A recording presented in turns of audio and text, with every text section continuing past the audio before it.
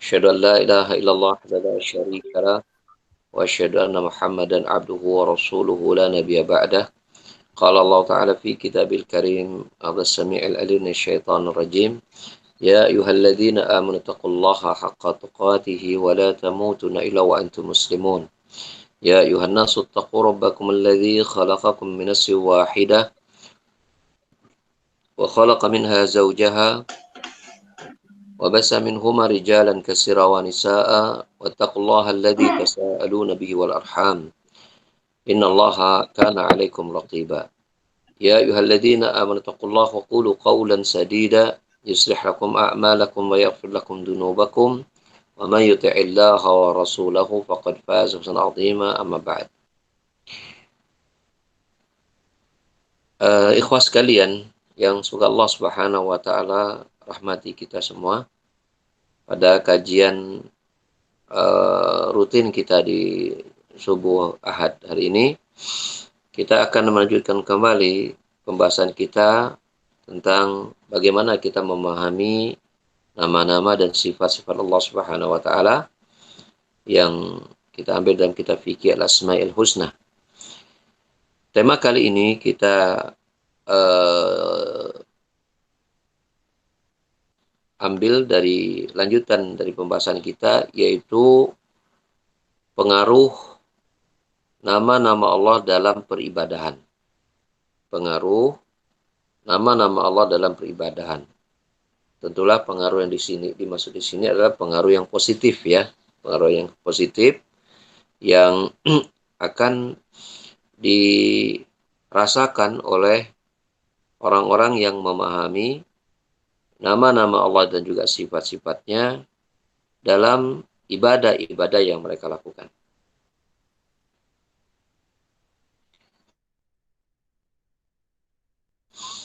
Sebagaimana penulis mengatakan bahwasanya adapun pembahasan yang berkaitan dengan pengaruh nama-nama Allah dalam peribadahan, ya, seperti ya, pengaruhnya dalam hal ketundukan kepada Allah, kerendahan diri kepada Allah, khusyuk, taubat, rasa takut, cinta, ya, tawakal, dan bentuk-bentuk ibadah yang lain, baik yang sifatnya lahir maupun yang batin, ya.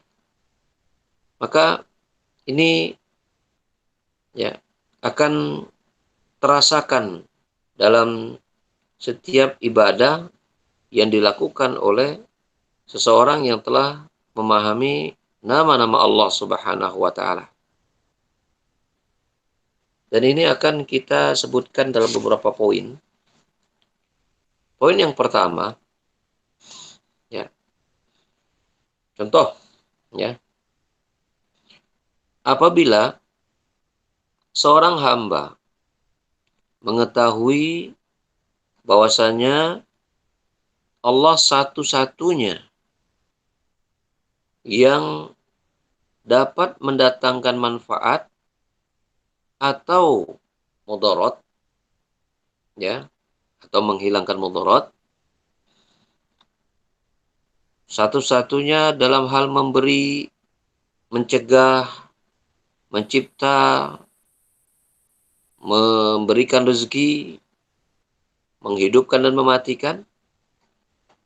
Dia pahami Allah satu-satunya yang dapat melakukan perbuatan tersebut, maka hal tersebut akan membuahkan tawakalnya kepada Allah Subhanahu wa taala, baik lahir maupun batin. Tentang hal ini, Allah Subhanahu wa taala sendiri menjelaskan dalam beberapa surat, di antaranya surat Al-Furqan ayat yang ke-58. Allah berfirman, "Wa tawakkal 'alal hayyil ladzi la yamut wasabbih bihamdih wa kafa bihi bidzunubi ibadi khabira." Dan bertakwalah kepada Allah yang Maha Hidup, yang tidak akan pernah mati. bertasbihlah dengan memujinya, dan cukuplah dia yang maha mengetahui dosa-dosa hamba-hambanya. Mana yang tidak jauh berbeda, Allah Subhanahu wa Ta'ala juga berfirman di dalam surah Al-Muzammil ayat ke-9. Allah berfirman, Rabbul masyriqi wal maghrib la ilaha illa huwa fattakhidhu wakila. Dialah Rabb masyriqi wal maghrib. Ya. Rabb dari semua arah yang berada dari timur maupun yang ada di barat. Tidak ada ilah yang berhak disembah melainkan dia. Maka ambillah dia sebagai pelindung. Asy-Syu'ara ayat 217, Allah juga berfirman, wa tawakkal 'alal azizir rahim. Dan bertawakallah kepada Allah yang Maha Perkasa lagi Maha Penyayang. Juga surat An-Nisa ayat 81, Allah berfirman, wa tawakkal 'alallah wa kafa billahi wakila. Dan bertakwalah kepada Allah, cukuplah Allah menjadi pelindung. Bila kemudian ya ayat-ayat yang seperti ini dipahami oleh seorang hamba, bahwasanya Allah memerintahkan kepada para hambanya untuk bergantung seutuhnya kepada Allah Subhanahu wa Ta'ala, ya, karena Allah pemilik sifat yang sempurna, ya, bahwa Allah Subhanahu wa Ta'ala satu-satunya yang dapat mendatangkan manfaat dan menghilangkan mudarat. Allah adalah zat yang memberi dan yang menahan. Allah yang mengatur semua urusan rezeki. Bahkan Allah yang menghidupkan dan mematikan. Ya. Pengenalan seorang hamba kepada Allah dari sifat keesaan Allah dari sisi ini, maka akan membawanya untuk apa? Bertawakal kepada Allah Subhanahu wa Ta'ala. Makanya Allah perintahkan. Ya. Ketika Allah perintahkan untuk bertawakal kepada Allah Subhanahu wa Ta'ala, itu artinya Allah menjamin, ya, menjamin bahwasanya ketika seorang hamba tersebut, ya, menggantungkan urusannya dalam hal manfaat dan menghilangkan mudarat, memberikan rezeki dalam hal hidup dan matinya, maka Allah menjamin bahwasanya apa yang mereka inginkan ketika mereka telah menyerahkan semua urusannya kepada Allah Subhanahu wa Ta'ala, maka Allah menjamin bahwa itu akan terwujud. Ya. Ketika Allah menyatakan serahkan semua kepada Allah, Allah perintahkan perkara tersebut, berarti di situ Allah telah menjamin bahwasanya ketika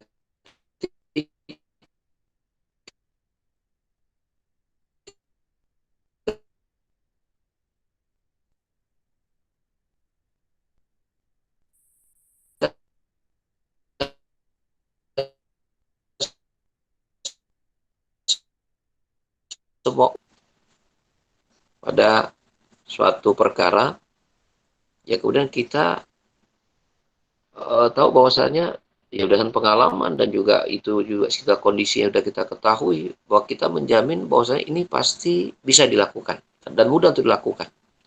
Kita sampaikan itu kepada anak kita. Ya. Dan anak kita ini masih kecil, dia tidak tahu tentang apa yang akan kita suruh, gitu, apa manfaatnya, ya, dan apa kerugiannya bila itu tinggalkan. Misalnya kita menyuruh anak kita makan sayur. Ya, menyuruh anak kita makan sayur. Anak kita masih kecil yang dia tidak tahu apa manfaat sayur. Tapi seabrek ilmu kita tentang manfaat sayur dan kita juga mengkonsumsinya dan kita merasakan manfaatnya, kita memerintahkan kepada anak kita, ya, makan sayur. Ya. Bapak jamin, ya, kamu sehat. Gitu kan. Bapak jamin kamu sehat. Kita mengatakan seperti itu, saking kita paham betul dengan sayur yang kita minta kepada anak kita, ya, untuk apa? Untuk dia konsumsi. Walaupun itu harus kita kaitkan bahwasanya semua dari jaminan kita itu Allah Subhanahu wa Ta'ala tempat kita yang menyerahkannya. Tapi kita saking yakinnya kita mengatakan makan, ya, insya Allah sehat. Nah gitu. Bapak jamin insya Allah sehat. Nah begitu. Maka ketika kita memerintahkan, kita menjamin bahwa insya Allah sehat, karena kita tahu, ya, tentang perkara tersebut. Demikianlah Tentu yang lebih besar lagi jaminan dari Allah Subhanahu wa taala. Ketika Allah memerintahkan bahwasanya gantungkan semua urusan kalian kepada Allah Subhanahu wa taala. Allah itu pengatur timur dan barat, Rabbul Masyriq wal Maghrib. Ya. Allah Subhanahu wa taala itu zat yang maha hidup, yang tidak akan pernah mati. Ya. Ketika Allah menyebutkan Allah maha hidup, berarti Allah menggambarkan kelengkapan kesempurnaan sifatnya bahwa Allah mendengar. Namanya hidup mesti mendengar. Namanya hidup mesti melihat. Namanya hidup mesti bisa berbuat. Allah kaitkan bahwasanya Allah berkuasa, maka Allah berkuasa untuk apa? Menjamin apa-apa yang menjadi urusan hambanya ketika Allah perintahkan mereka untuk bertawakal kepada Allah Subhanahu wa taala. Ini yang pertama, pengaruh ibadah ketika seorang hamba mengenal Allah Subhanahu wa taala dalam nama-nama dan sifatnya. Dan ya, pengaruh pertama dalam konteksnya adalah apa? Yaitu bertawakal kepada Allah Subhanahu wa taala. Karena tawakal itu adalah ibadah.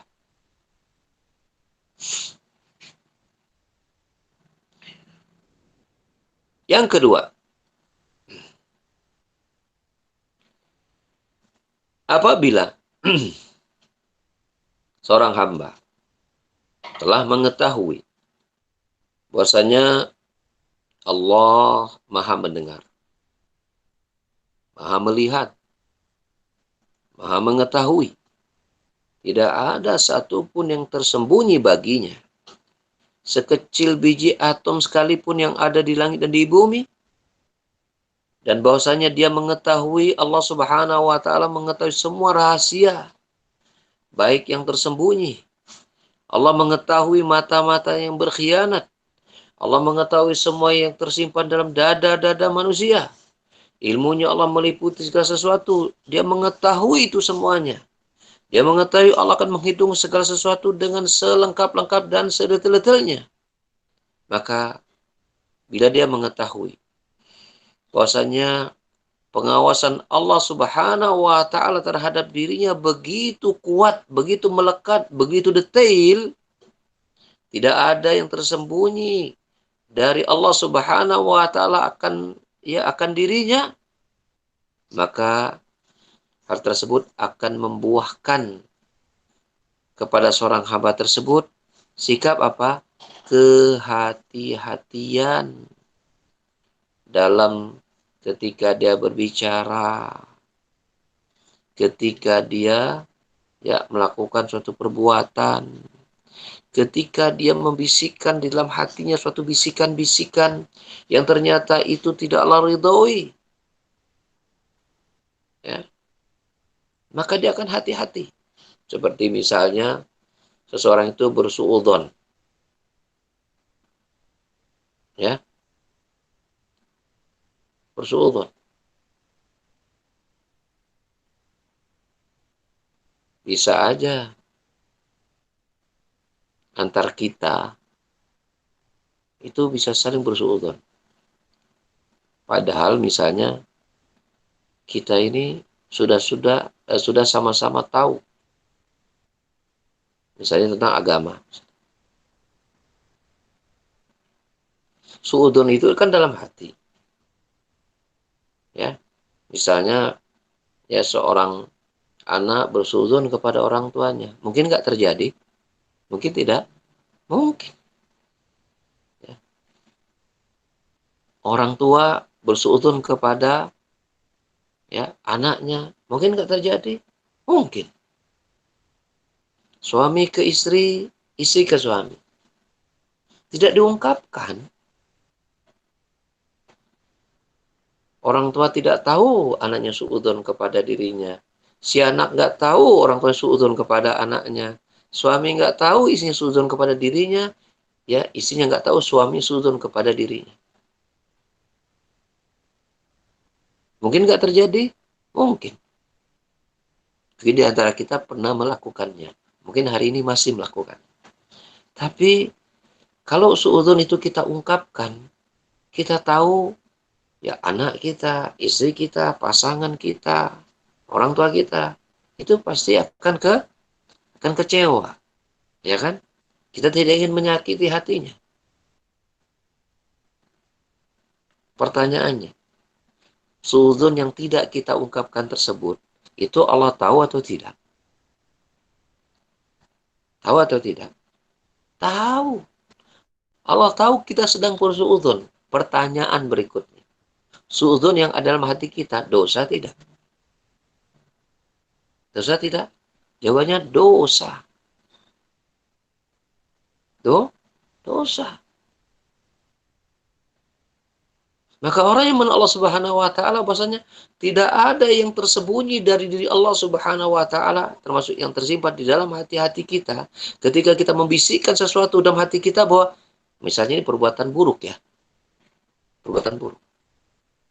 Maka ketika Allah mengetahuinya, Allah pun pasti akan mencatat. Allah pun pasti akan mencatat. Maka orang yang menolak Allah Subhanahu wa taala dari sisi ini keluasan dan kedetailan ilmu Allah Subhanahu wa taala sehingga tidak ada yang tersembunyi dari Allah Subhanahu wa taala, bahkan ya perbuatan-perbuatan buruknya dalam hatinya yang tidak dia ungkapkan dan bahkan tidak akan dia kerjakan, tapi tetap membuat dia berhati-hati karena Allah mengetahui apa yang ada dalam hati. Sehingga orang yang mengenal Allah Subhanahu wa taala dari sisi ini, dia begitu berhati-hati, uh, jangankan berbicara, jangankan melakukan suatu perbuatan, ketika baru tak itu aja dalam hatinya, dia langsung berkata, astagfirullah, itu dosa, gitu kan. Langsung istighfar. Ketika langsung istighfar, insya Allah langsung hilang dosa.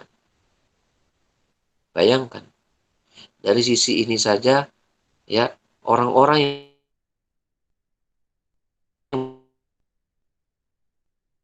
bertauhid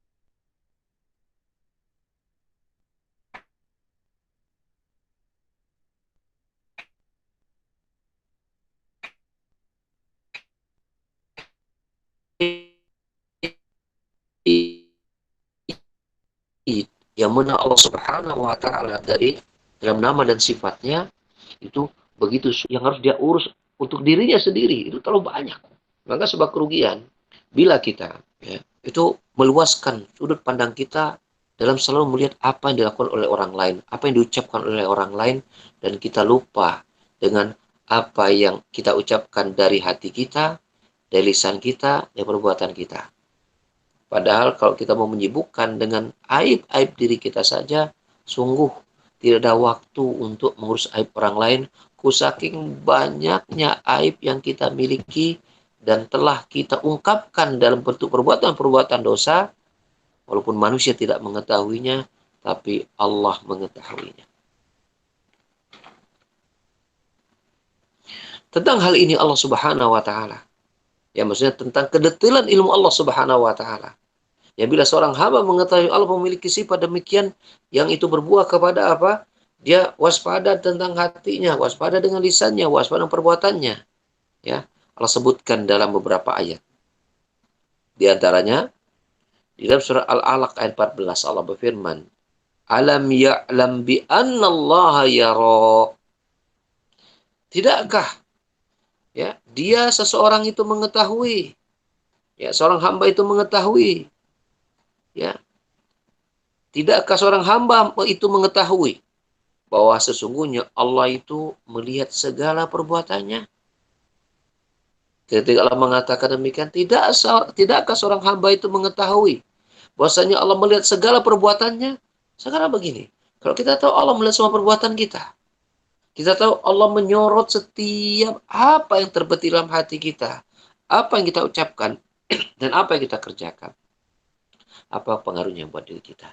Maka kita akan mikir, ya, dan memasang pengawasan terhadap hati, lisan, dan anggota badan kita. Jangan sampai ya Allah melihat kita dan ternyata yang Allah lihat adalah apa? Maksiat yang kita lakukan.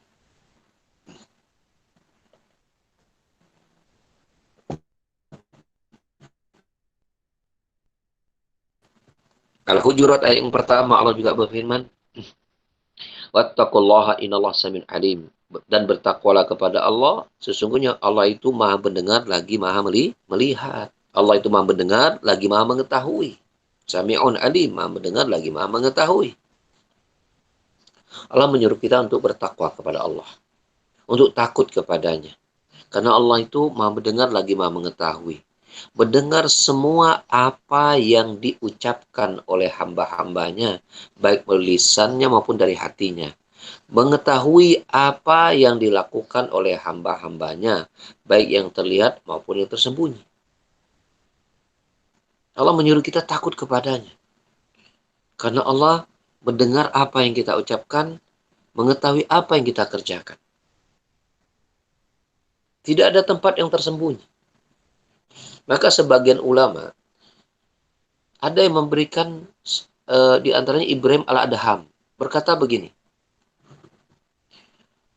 berbuatlah dosa semaumu, tapi lakukan di tempat yang Allah tidak melihatmu. Kira-kira ada nggak tempat ketika kita berbuat dosa Allah tidak mengetahuinya? Maka kalau itu kau temukan, maka engkau boleh berbuat dosa. Silahkan. Silahkan engkau berbuat dosa, tapi dengan satu syarat. Cari tempat di mana Allah tidak melihat. Silahkan.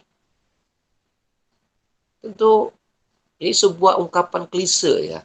Untuk menyatakan bahwasanya orang itu bisa saja dia berbuat maksiat yang seluruh manusia, orang yang terdekat dengan dirinya itu tidak mengetahuinya. Tapi ya, Allah Subhanahu wa taala melihat. Allah Subhanahu wa taala mengetahuinya. Dan kelak pada hari kiamat Allah akan beberkan semuanya. Tidak ada yang tersembunyi.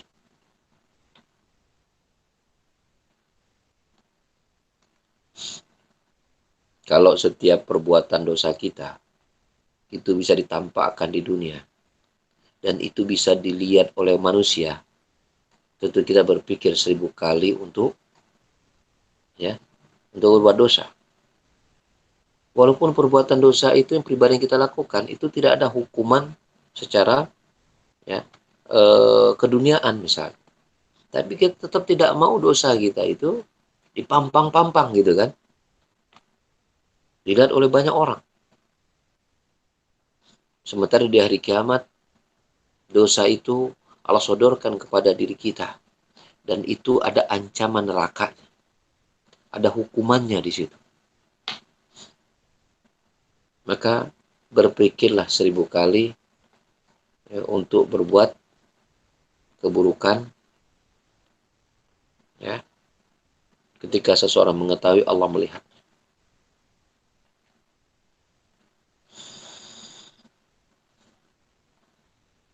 Surah Al-Fussilat ayat 40. Surah Al-Fussilat ayat 40 Allah berfirman begini. I'malu ma syi'tum innahu bima ta'maluna basir. Apa kata Allah? Silakan perbuat semau kalian. Silakan kata Allah. Sesungguhnya dia Maha melihat apa yang kamu kerjakan. Lihat redaksi dari Allah Subhanahu wa taala dengan kalimat yang dengan ungkapan yang sangat tinggi. Allah nggak mengatakan secara to the point. Allah nggak mengatakan silakan kamu perbuat. Ya. Silakan kamu perbuat. Tapi ya, kalau berani silakan kamu perbuat. Tapi tunggu ancamanku gitu kan. Itu kan artinya to the point. Tapi Allah Subhanahu wa taala menggunakan bahasa yang tinggi untuk mengancam hamba-hambanya. Dan mengatakan, silakan kalian perbuat apapun yang kalian inginkan, sesungguhnya Allah melihat perbuatan kalian. Itu ada kandungan ancamannya. Maksudnya apa? Ketika Allah melihat perbuatan kalian, dari semua apa yang dikerjakan, berarti apa? Kelak pada hari kiamat, Allah akan kabarkan semua perbuatan kalian. In kana khairan, ya. In kana khairan, fa khair. Kalau seandainya baik, kebaikanlah yang kalian akan terima. Seandainya buruk, ya wa in kana syarran fa syarrun. Kalau seandainya buruk, maka keburukanlah yang akan kalian terima. Allah ungkapkan dengan kalimat yang begitu tinggi nilai kesusarannya, tapi di situ mengandung ancaman.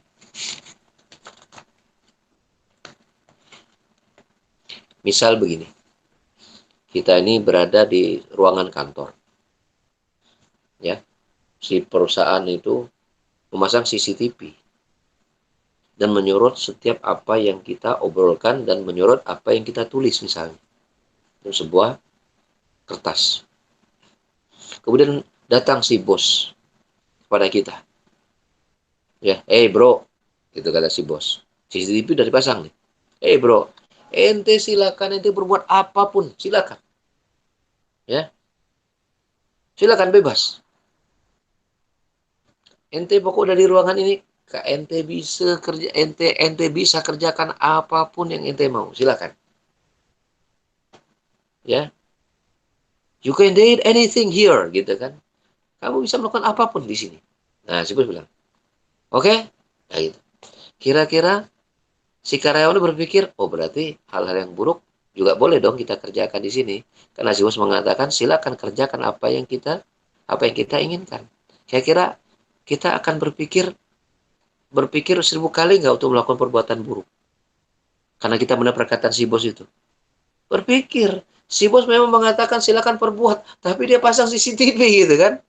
Di situ perkataan silakan berbuat. Artinya apa? Silakan melakukan perbuatan. Tapi jangan yang negatif. Maksudnya kan begitu. Kalau negatif, CCTV ini merekam. Maka ingat, akan ada hukuman yang akan menyusul pada perbuatan burukmu tersebut. Begitu kan? Nah, begitulah Allah Subhanahu wa taala. Ketika Allah mengatakan silakan perbuat apa yang kalian inginkan, sesungguhnya Allah Maha melihat, begitu. Itu di situ ada apa? Ada peringatan gitu. Artinya silakan perbuat, tapi maksudnya apa? Silakan perbuat tapi perbuatan yang baik. Silakan lakukan sebanyak-banyaknya, seluas-luasnya bila itu baik. Dan itu Allah akan catat sebagai sebuah kebaikan buat Anda. Tapi bila Anda memilih untuk melakukan perbuatan yang buruk, maka itu ada ancaman yang sedang menanti Anda yang Allah akan siapkan. Bila Anda tidak memperbaikinya. Begitu. Ini Allah gambarkan nama dan sifat Allah. Allah sebagai zat yang maha melihat.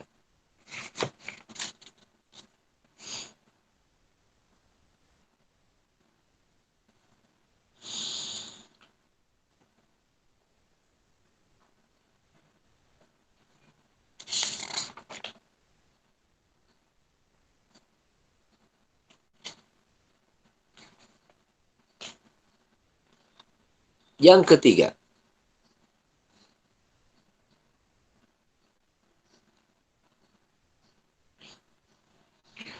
apabila seorang hamba mengetahui bahwasanya Allah itu maha kaya. Oke, dulu nih saya mau tanya nih, ya, dihidupkan nanti speakernya ya. Allah kaya tidak? Maha kaya, Ustaz. Bisi ragu. Saya teh nanya teh bisi ragu gitu. Mau tuh. Insya Allah mau ragu. Kenapa tuh urusan rezeki kadang-kadang kita yakin itu alat merek gitu kau orang. Pasti merek pasti kalau mah. Bager kau orang. Dekat tengah COVID gitu kadang berpikir kita itu kan. COVID nih ekonomi lagi susah nih, gitu kan. Kalau kita tahu Allah Maha Kaya, kenapa kita nggak minta sebanyak-banyaknya kepada Dia kan gitu mestinya.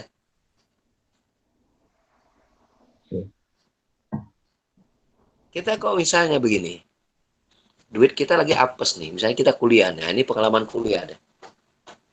Ya, kita nih uangnya ngepas-ngepas nih. Jadi ada istilah bubui bulan gitu. Tahu nggak bubui bulan?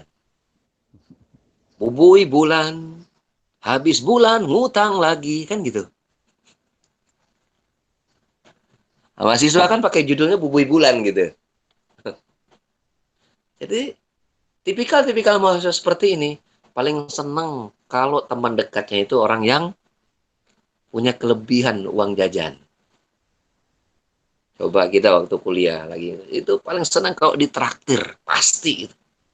Bohong kalau ada yang bilang nggak senang ditraktir. Ka ayeuna oge sami, pami ayeuna traktir mah pasti resep dah. Betul kan? Apalagi untuk ukuran kita yang masih doang pas-pasan tadi gitu. Bahkan ada sebagian orang berusaha untuk berteman dekat gitu. Karena tahu kalau dekat dengan si ini nih, pokoknya kalau kita ngumpul, kemudian ada si fulan ini, ya, kalau ada orang ini, tidak usah khawatir, perut kita pasti ya, akan terjamin. Karena tahu orang ini kita tahu orang yang apa? Orang yang punya banyak duit dan orangnya apa?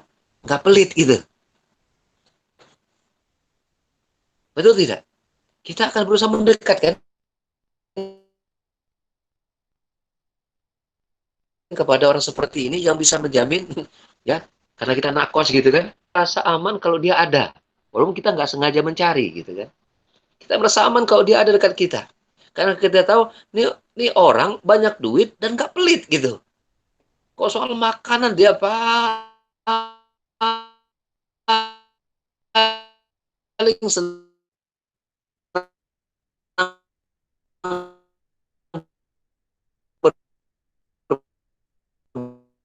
berbagi. Senang tidak kita dekat dengan orang seperti ini? Allah itu maha baik, Allah maha penyayang, Allah maha luas karunianya, ya, dan tidak membutuhkan apapun dari hambanya dan selalu memberi dan selalu menyayangi. Dan semua itu Allah lakukan bukan untuk Allah Subhanahu wa taala. Itu Allah lakukan murni semata-mata karena Allah sayang kepada hambanya. Ya. Maka bila seorang hamba mengetahui Allah seperti itu, ya, Allah seperti itu, maka apa yang berbuah kepada dirinya? Maka dia akan begitu berharap hanya kepada Allah dan begitu rakus terhadap apa yang ada di sisi Allah Subhanahu wa taala, ya, dan dia tidak merasa malu untuk meminta kepada Allah Subhanahu wa taala atas semua kebutuhan yang dia inginkan.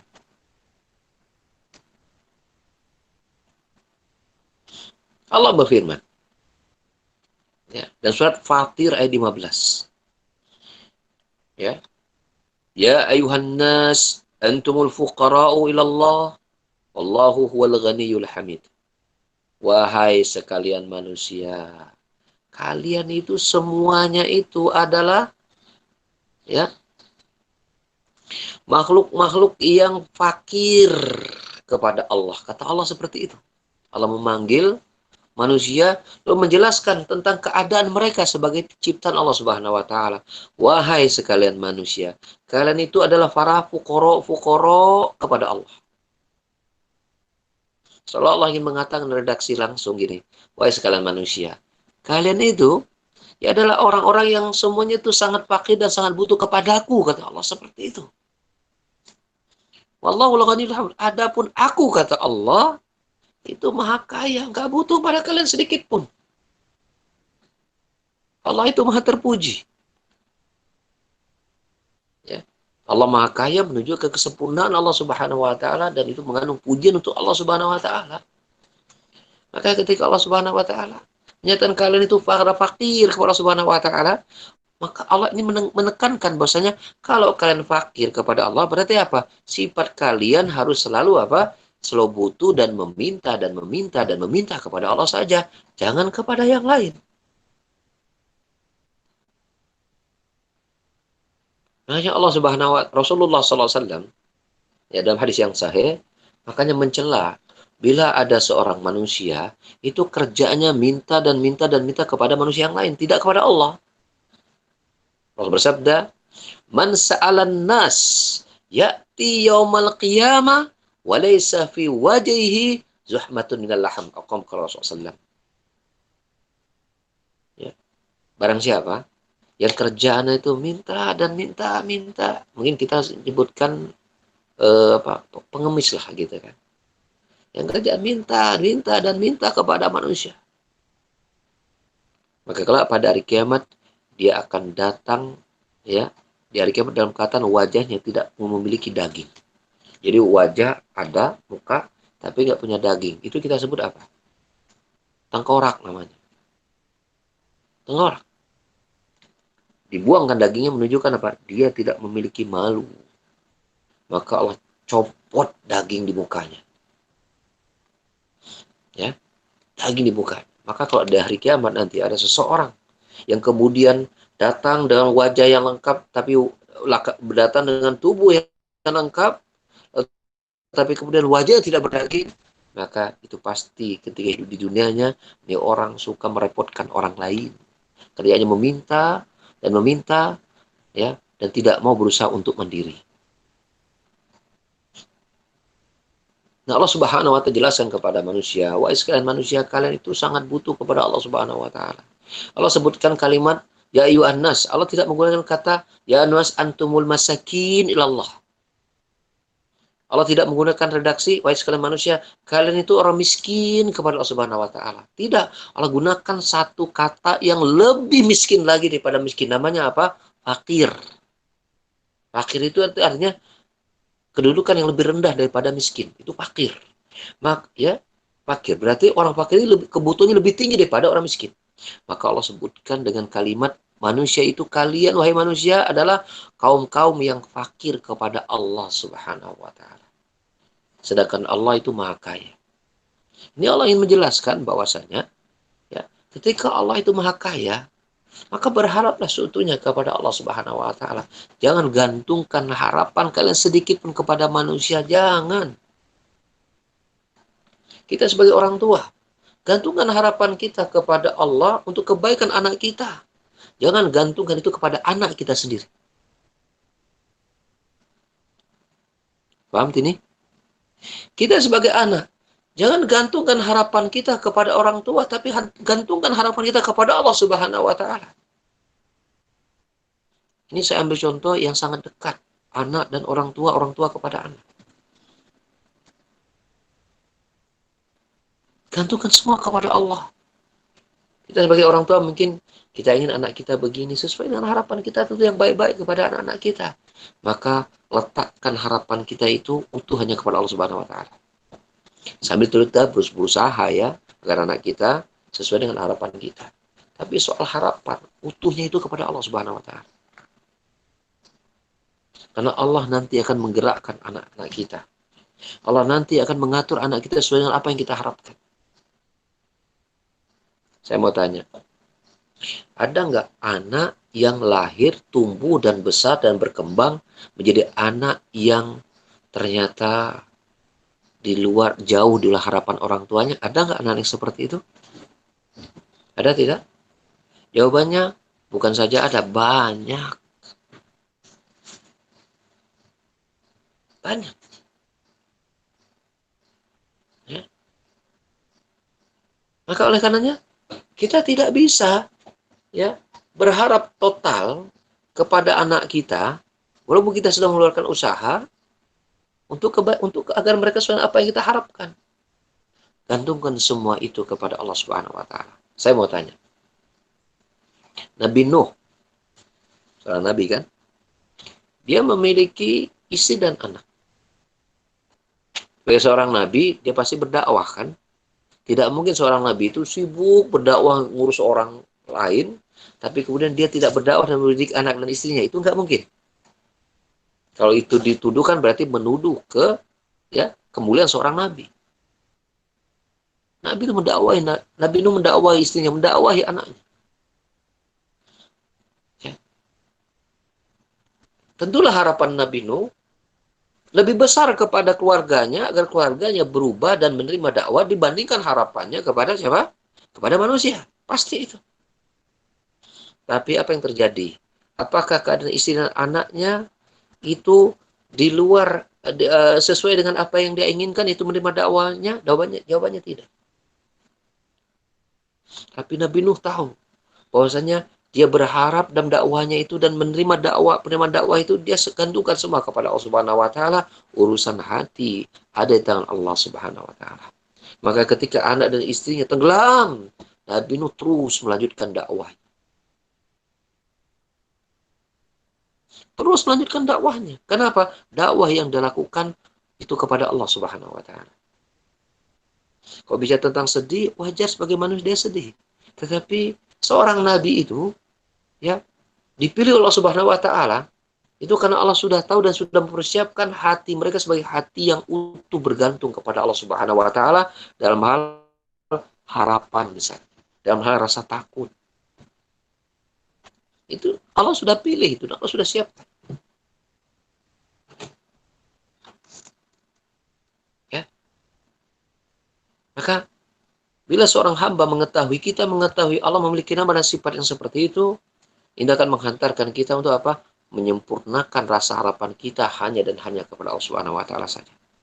Yang keempat, apabila seorang hamba mengetahui ya, Allah itu Maha Adil, bahwa Allah memiliki sifat murka, Allah memberikan siksa, Allah memiliki sifat marah, Allah memiliki azab, maka ini akan membuahkan rasa takut dan berhati-hati kita dan menjauhkan diri kita dari kemurkaan Allah Subhanahu wa taala.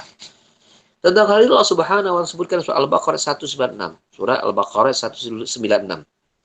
Allah berfirman, "Wattaqullaha wa'lamu annahu syadidul iqab." Dan bertakwalah kepada Allah. Ya. Perhatian oleh kita para ikhwas sekalian. Kalau Allah menyuruh kita bertakwa kepada Allah itu ada kalimat bahasa Indonesia yang agak mudah kita pahami apa? Takutlah kalian semua kepada Allah Subhanahu wa taala. Dan ketahuilah bahwa Allah sangat keras siksanya. Allah sangat keras siksanya. Kita ini sebagai manusia, kalau belum kebanyakan dia manusia dan kita berlindung dari sifat seperti ini. Ya. Misal contoh. Ada sebuah ancaman dari misalnya aturan undang-undang ya. Kalau melakukan seperti ini, denda. Melakukan seperti ini, penjara. Kita contoh ini suatu tempat ya yang hukum itu tegak. Yang hukum itu tegak. Ada nggak di antara manusia yang tetap berbuat jahat, perbuatan buruk dan akhirnya didapatkan hukuman? Ada tidak? Padahal dia tahu itu akan ditegakkan. Ada. Di Saudi misalnya. Itu ditegakkan hukum apa? Hukum rajam. Hukum rajam. Dan itu pasti terlaksana. Persoalannya, ada tidak orang yang tetap berzina? Yang udah dihukum rajam? Jawabannya ada sampai sekarang. Nah, kadang manusia itu baru menyesali ketika dia sudah dihukum di depan matanya hukum terjadi. Orang yang dirajam di dunia masih mendapatkan peluang dia dihindarkan adabnya di neraka. Ketika dia akan diadab, dia tahu akan mati, dia bertobat saat itu. Maka insya Allah rajam itu menghapus dosa-dosanya dan mati dalam keadaan dia tidak berbuat dosa dan hilang semua dosa dan tobat seutuhnya. Bisa jadi setelah itu dia mendapatkan nikmat kubur setelah itu. Tapi kalau seseorang sudah melihat adab di hari kiamat, tidak ada peluang lagi dia kembali. Tapi manusia itu ya sering kali baru terima kalau memang itu sudah terjadi gitu, baru dia menyesal gitu. Penyesalan dunia ada istilah kata kembalinya dan bisa diperbaiki. Tapi kalau sudah di akhirat penyesalan itu apakah ada manfaat? Jawabannya tidak sama sekali. Maka jangan sampai seseorang itu membenarkan sebuah ancaman ketika dia rasakan itu langsung baru dia mengatakan iya ya ini buruk pada sudah saya ingatkan. Contoh,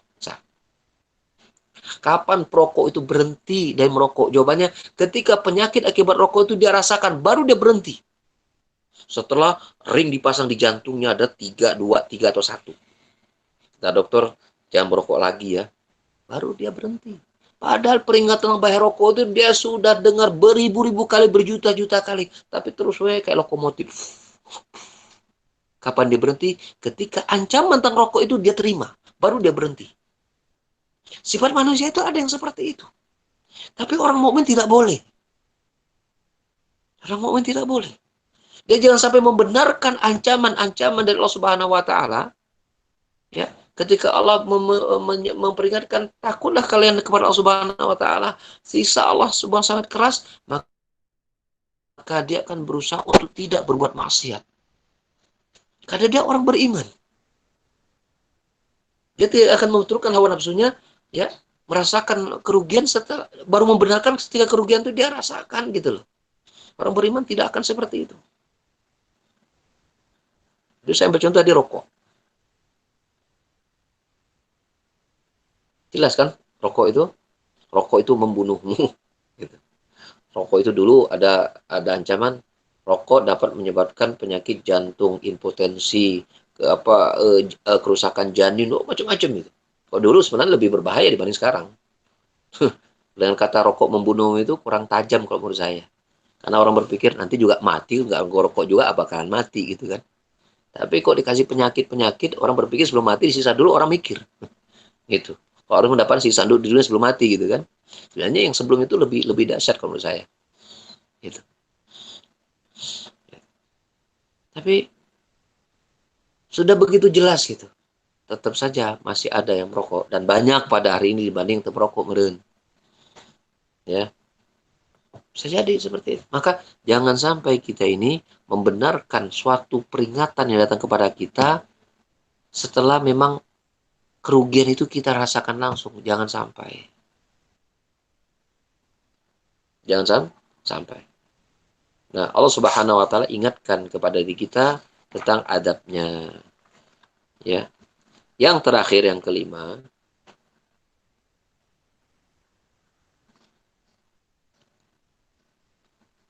apabila seorang hamba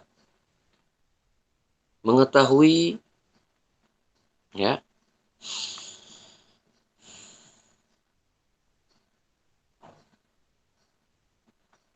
akan kemuliaan,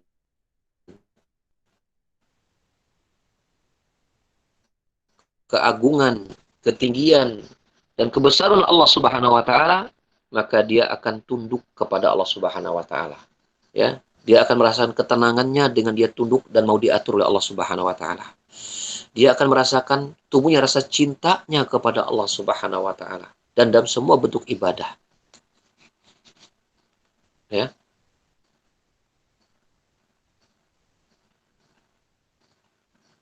Allah cerita tentang orang musyrikin dalam surah Al-Hajj 62.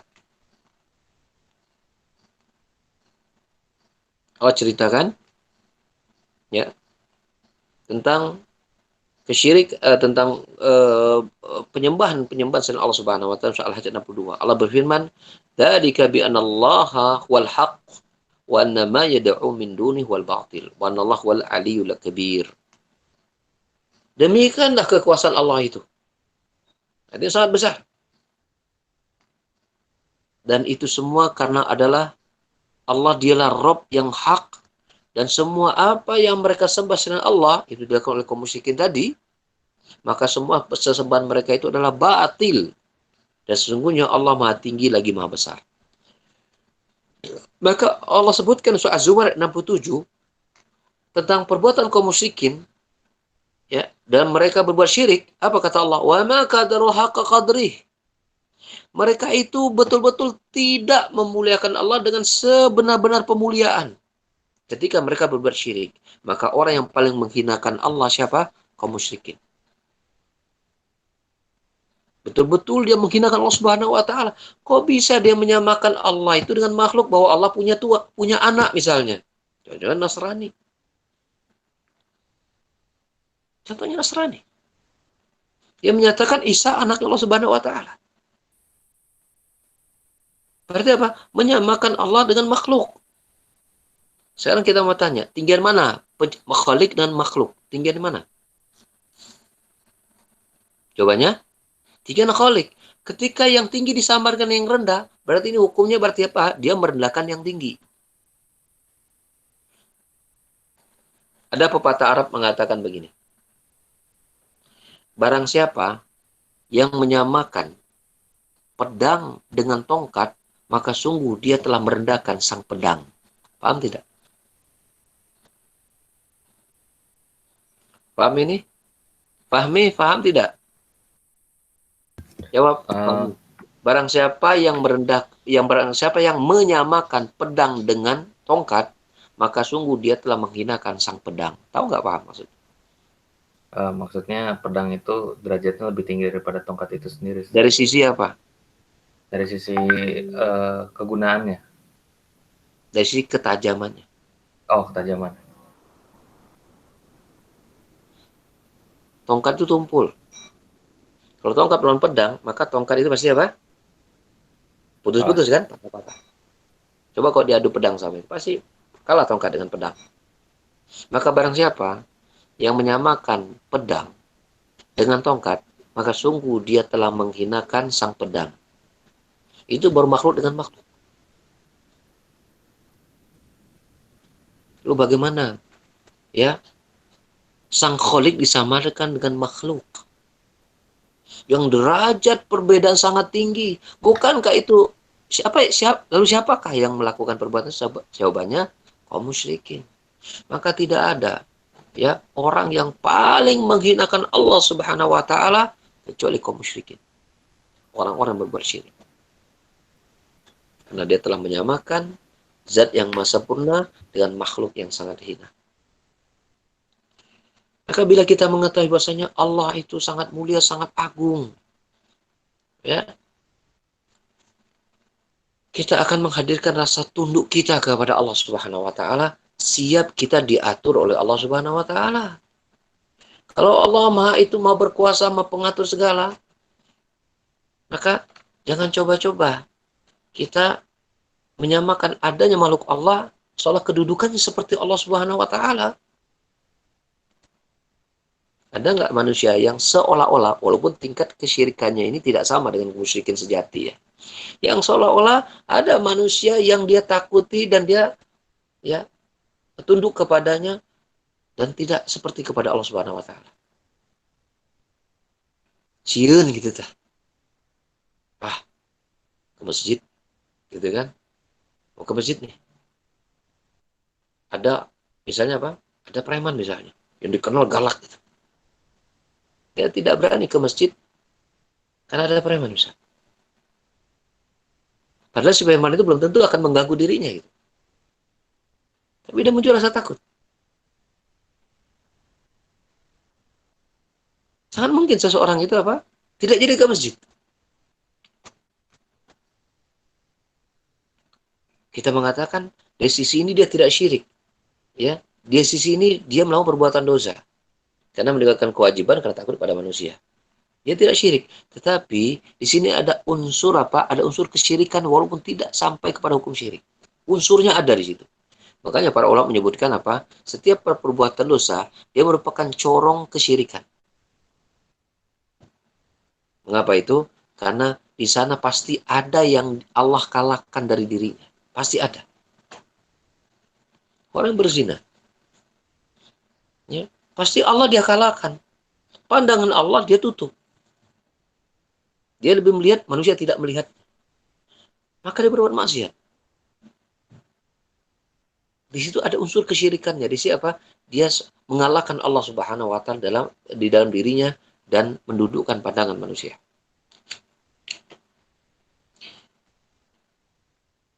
Sehingga seseorang mengenal Allah Subhanahu wa taala dari aspek ini, dia akan berusaha untuk menundukkan dirinya kepada Allah Subhanahu wa taala dan tumbuhlah rasa cintanya kepada Allah Subhanahu wa taala dan lahirlah rasa ketenangan di dalam hatinya dan dalam hidupnya. Mungkin demikian yang bisa kita kaji ya tentang beberapa poin pengaruh ibadah kita ketika kita mengenal Allah Subhanahu wa taala dalam nama-nama dan sifat-sifatnya. Ya, ini kita punya waktu ya beberapa menit ke depan ya, maksimal sampai jam 7 ya. Barangkali ada yang ingin disampaikan, ada yang ingin ditanyakan, dipersilakan. Nah, Ustaz, atas materinya, mangga untuk peserta yang ingin bertanya bisa langsung saja nyalakan mikrofonnya dan langsung bertanya kepada Ustaz. Mangga dipersilakan. Iya, Ustaz, barakallahu fiik Ustaz. Barakallah. Kalau terkadang kalau misalnya kita melakukan seperti tadi menurut Ustaz, katakanlah merokok gitu ya Ustaz, Ya. atau mendengarkan musik misalkan, atau hal-hal lainnya, kemudian setelah itu ada pengaruhnya terhadap kita itu misalnya seperti ketika mendengarkan azan misalnya, yang biasanya itu langsung sebelum mendengarkan azan aja dia sudah berangkat. Ini malah setelah mendengarkan azan aja dia masih. Apakah itu pengaruh dari seperti yang tadi saya katakan dari rokok misalnya, atau apakah ada pengaruhnya, Ustaz? Mohon penjelasannya. Bisa diulangi, Pak Taslih, bisa diulangi? Jadi katakanlah Karena misalnya ada seorang itu merokok atau kemudian dia senang dengan musik dan nyanyian, ya anggaplah begitu. Kemudian ya, ketika ada azan, dia harusnya biasanya sebelumnya dia begitu, malah sebelum mendengar azan aja dia sudah berangkat ke masjid misalnya. Tapi ini ujug-ujug mendengarkan azan aja dia masih diam aja, santai aja gitu. Nah itu apakah pengaruh dari tadi dia melakukan baik gitu? Baik, iya, jelas. Jadi begini, sebagaimana suatu kebaikan itu akan mengundang saudara-saudaranya. Ya, ketika seorang itu berbuat baik, maka saudaranya berupa kebaikan yang lain itu akan terundang juga. Dan begitu juga suatu perbuatan maksiat. Maksiat ini akan mengundang saudara-saudaranya berupa maksiat yang lain. Salah satu bentuk dari buah maksiat adalah apa? Dia akan melemahkan kebaikan dan akan menguatkan maksiat. Itu sifat dari maksiat. Maka tidaklah seseorang lalai dari ibadah kecuali karena dosa. Seperti seseorang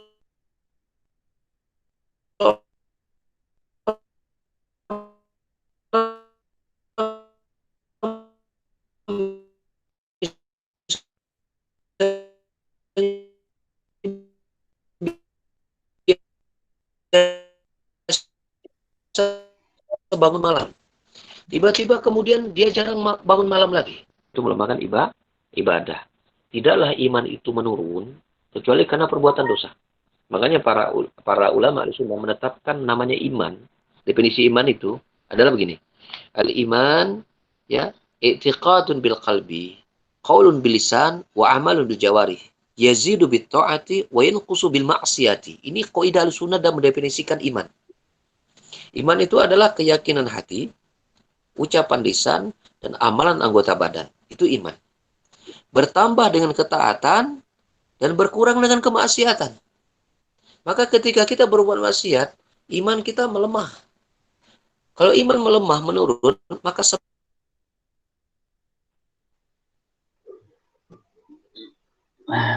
semangat ibadah juga pasti otomatis berkurang. Yang tadinya sebelum adzan tancap ke masjid, sekarang ada adzan ya hari-hari. Benar tuh? Itu pengaruh dari dosa, pasti itu. Oleh karena itu, bagaimana cara perbaikinya? Istighfar. Banyak bertobat, banyak muhasabah, dan cari apa dosa yang barangkali dilakukan cuma nggak sadar. Betul. Ya, mungkin tadi gitu kan. Ternyata ya sudah ada peringatan tentang rokok misalnya. Dia tetap bertahan di rokok. Akibatnya yang tadi sholat malam, jadi gini, ada orang dia udah rajin sholat malam tapi juga masih merokok. Ada loh orang yang tetap sholat malam tapi masih rajin merokok. Nah, berarti kan sholat nggak ada pengaruh. Entah dulu. Bisa jadi dia belum datang ilmunya secara rinci yang membahas tentang bahaya rokok dan syubhat-syubhat bagi orang yang membolehkan rokok. Dia bisa aja belum paham. Tapi ketika datang ilmu tentang hal itu, dia paham, ilmunya telah sampai, tapi dia tetap kekeh gitu ya, tetap merokok. Dan maka itu bisa berpengaruh kepada sholat malam. Bisa berpengaruh itu. Atau bisa jadi bukan bagian dosa rokok itu yang melemahkannya, tapi ada dosa yang lain yang dia lakukan. Yang itu mengacaukan pikirannya. Bisa jadi. Maka sudah disepakati oleh para ulama bahwasanya tidaklah iman itu berkurang kecuali karena maksiat. Dan iman yang menurun berpengaruh kepada semangat ibadah. Dan ini menjadi alat ukur dan barometer kita nih. Kalau kita semangat, insya Allah itu tanda iman kita lagi naik.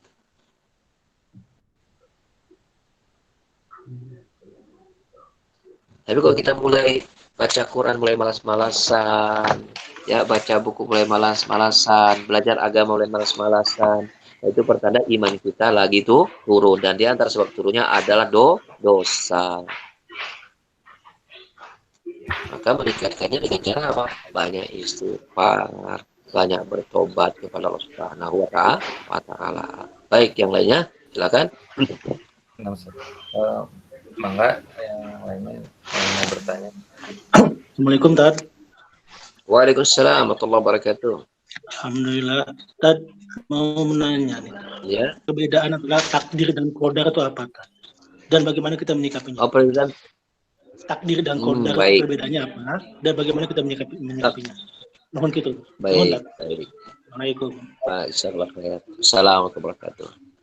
Takdir dan qadar, ya, itu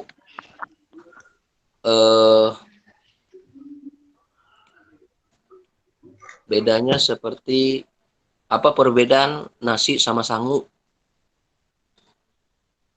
Apa perbedaannya?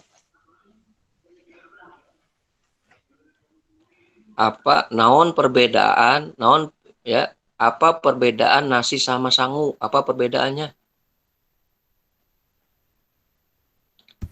Sama. Beda. Beda. Beda penyebutan. Bahasanya beda. Da barang na eta keneh gitu. Sama, perbedaan takdir dan qadar juga begitu. Cuman mungkin yang ditanyakan bukan perbedaan takdir dan qadar, perbedaan qada dan qadar mungkin. Mungkin barangkali itu. Kalau qada dan qadar iya ada perbedaan. Kalau takdir dan qadar, takdir dan qadar ya sama. Ya. Sama. Makanya kan kita ketika ada perbuatan yang tidak terjadi berupa musibah, ya kita mengatakan qadarullah masya fa'ala kan. Ini sudah takdir Allah, ini sudah qadarnya Allah. Dan Allah berbuat apa yang Allah inginkan. Gitu. Cuman ada penggunaan kata qadar ya, yang itu memiliki arti khusus yang dipisahkan ketika bertemu dengan qada. Qada dan qadar. Nah, itu dibedakan. Tapi kalau qada dan takdir ini sama pada konteks yang umum. Tapi ketika qada belum qada, nah ini ada perbedaan. Ya, ulama ada yang merinci begini.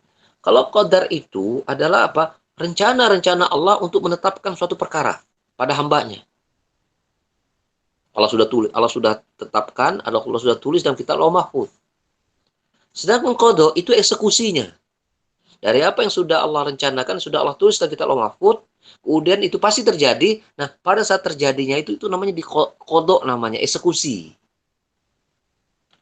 Nah, itu ada perbedaan dari para ulama menjelaskan qada dan qadar. Dan qada dan qadar ini ya, ketika dia dimunculkan secara bersamaan, maka keduanya merupakan dari takdirnya Allah Subhanahu wa taala.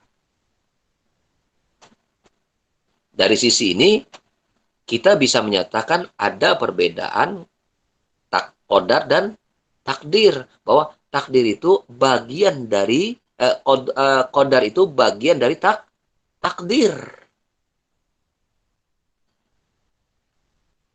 Tapi ada ya, karena ada bagian yang kedua dari takdir itu ada qada gitu kan. Kalau ini dimunculkan. Tetapi bila tidak ada pemunculan kata qada, cukup kata qadar saja, maka qadar itu adalah takdir itu sendiri. Seperti sangu dan nasi tadi. Jadi tergantung sudut pandang.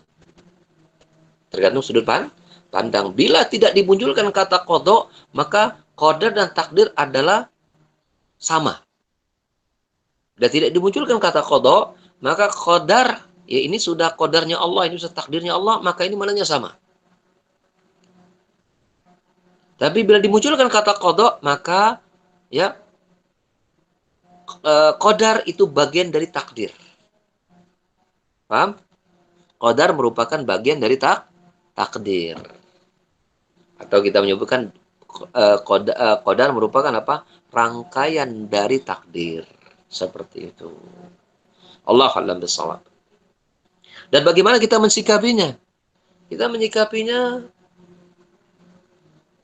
sekarang takdirnya, takdir apa dulu nih? Kalau kita dapat senang, takdir bukan? Takdir. Bagaimana kita mensikapinya? Bersyukur. Sedang kita dapat susah, takdir bukan? Takdir. Bagaimana kita mensikapinya? Bersabar. Nah, begitu. Bersabar. Ya, sekarang mungkin arah pertanyaannya bagaimana kita mensikapi takdir yang buruk barangkali. Kalau takdir yang enak kayaknya jarang yang nanya. Jarang yang nanya biasanya. Karena semua orang merasa sudah insya Allah sudah pandai bersyukur lah. Untuk bersyukur kayaknya mudah gitu kayaknya seperti itu. Tinggal banyak sedekah, rajin sholat gitu kan. Jamu silaturahim, kayaknya simple gitu. Tapi seringkali orang bertanya itu, bagaimana cara menguatkan kesabaran? Karena semua orang banyak yang tidak suka dengan musibah dan penderitaan. Itu sifat asli manusia. Ya, seperti itu. Jadi yang banyak bertanya itu kiat-kiat bersabar. Supaya kuat nih bagaimana nih lagi COVID segala macam. Tapi jarang ketika apa? Ketika dapat uang 1 miliar, ya dapat bonus di perusahaan, nanya kepada Ustaz, bagaimana saya bersyukur Ustaz? Kayak bersyukur karena saya lagi dapat uang 1 miliar. Jarang yang nanya kok kayak gitu. Dia jarang nanya. Karena merasa kok bersyukur bisa lebih mudah. Oke lah. Ya, padahal semua masa syukur juga bukan perkara mudah ya kalau kita tak rincikan. Oke, kalau bila arah pertanyaannya adalah bagaimana sih kita mensikapi takdir Allah Subhanahu wa taala dalam perkara yang misalnya tidak kita sukai, berupa musibah, berupa masalah, perkara yang berupa penderitaan, perkara yang tidak kita sukai. Ya. Saya akan balik bertanya. Suka tidak suka, namanya musibah itu pasti kita alami atau tidak? Pasti. Berarti dia merupakan perjalanan hidup.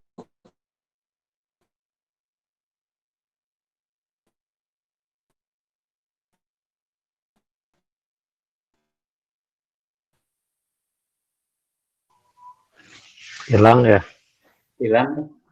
Nah, Jadi kalau tidak ingin musibah, udah aja jangan hidup gitu. Betul kan? Betul tidak? Berarti pilihan kita hanya satu yang beriman. Bagaimana kita bisa menyukai musibah? Betul kan? Dan bentuk apa? Bagaimana kita setidak-tidaknya bagaimana kita menguatkan daya tahan kita menghadapi musibah? Karena itu pilihan yang tidak bisa kita hindari. Bila tidak kita bisa hindari. Suka nggak suka dia pasti akan terjadi. Berarti PR kita yang satu, bagaimana kita mempersiapkan benteng agar kita kuat menghadapi musibah dan masalah. Caranya bagaimana? Yang pertama, doa sama Allah SWT. Karena Allah telah menyatakan, wahai manusia, kalian itu semuanya fakir kepada Allah. Allah menyuruh kita apa? Untuk berharap dan bergantung kepadanya. Maka, bagaimana kita menghadapi persoalan hidup kita? Serahkan semua dulu kepada Allah Subhanahu wa taala. Serahkan semua kepada Allah Subhanahu wa taala. Gantungkan harapan kita semuanya apa yang kita hadapi itu kepada Allah Subhanahu wa taala. Ya, dan minta kepadanya solusi.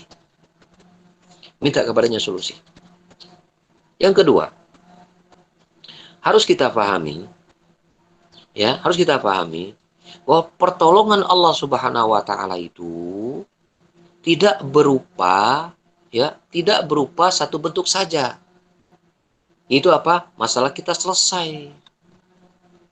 Tidak. Tapi ada bentuk pertolongan Allah Subhanahu wa taala yang lain, yaitu apa? Allah memberikan kita kekuatan untuk bersabar menghadapinya. Itu juga bentuk pertolongan Allah Subhanahu wa taala. Karena kadang-kadang orang merasa apa? Ketika dia dihadapkan masalah, dia berharap kepada Allah dan bersama Allah, kok Allah nggak selesaikan masalah saya ya? Gitu kan? Karena banyak persoalan hidup kita itu, yaitu mungkin nggak akan selesai sampai kita mati. Contoh misal, kadang kita itu ya punya saudara. Ini saya ambilkan contoh ya, contoh nih yang saya berharap dan kita alhamdulillah ya Allah mudahkan kita memiliki, kita selamat dari perkara ini. Contoh misalnya, ada seorang anak melihat orang tuanya itu punya sifat buruk. Ya, dan itu sudah berkarat. Dan keburukan orang tuanya dia rasakan sampai dia dewasa, sampai dia sudah berkeluarga, sampai si orang tuanya punya cucu. Keburukan orang tuanya tetap terjadi. Dia mungkin berdoa sama Allah dari sejak dia kecil, ya Allah mudahan ya orang tua saya ini berubah. Tapi sampai dia itu nggak berubah orang tuanya. Maka bagaimana? Ada pertanyaan kepada kita. Lalu bagaimana kita menghadapi orang tua kita yang seperti itu? Jawabannya apa? Ketika kita tidak punya pilihan, kan ini sudah karakter yang sudah dibangun berpuluh-puluh tahun dan Anda tidak mungkin bisa merubahnya. Karena itu diulang dari kekuasaan Anda sebagai anak, maka pilihannya satu, minta tolong kepada Allah Subhanahu wa taala untuk kuat menghadapi orang tua yang seperti itu. Agar diberikan kekuatan bersabar. Maka itu kita terapkan ketika kita berada pada suatu pekerjaan. Kita punya bos, yang bosnya itu cerewetnya minta ampun. Yang rewelnya minta ampun. Dan kita tidak punya power untuk merubah itu. Sementara kita memang harus berada pada pekerjaan itu. Maka apa? Kita tolong sama Allah akan diberikan kekuatan menghadapi bos yang cerewet. Termasuk ketika kita bagaimana menghadapi anak kita yang sedang sakit. Kita tahu sakitnya pasti akan dialami oleh anak kita. Maka minta tolong kepada Allah agar dikuatkan bersabar untuk apa? Menterapi anak kita yang sakit. Bapak-bapak dan ibu-ibu, Iwan sekalian, pernah nggak lihat anak orang cacat? Orang tua memiliki anak yang cacat, pernah tidak? Apa yang terjadi pada diri orang tua?